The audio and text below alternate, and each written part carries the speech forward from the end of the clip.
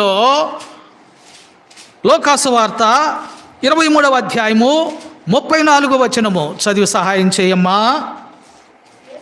యేసు, తండ్రి, వీరేమి చేయుచున్నారో వీరెరుగును గనుక వీరిని క్షమించుము.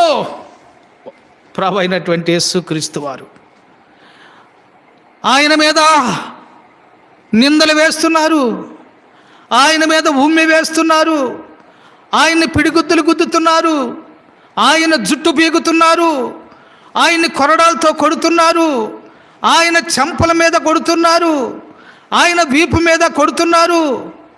భయంకరమైనటువంటి హింస ఆయన భరిస్తూ మౌనంగా, బొచ్చు కత్తిరించి వాని ఎదుట గొర్రె ఏ విధంగా మౌనంగా ఉంటుందో అదేవిధంగా వారి హింసను భరిస్తూ ఉన్నాడు అంతవరకు కూడా. అయితే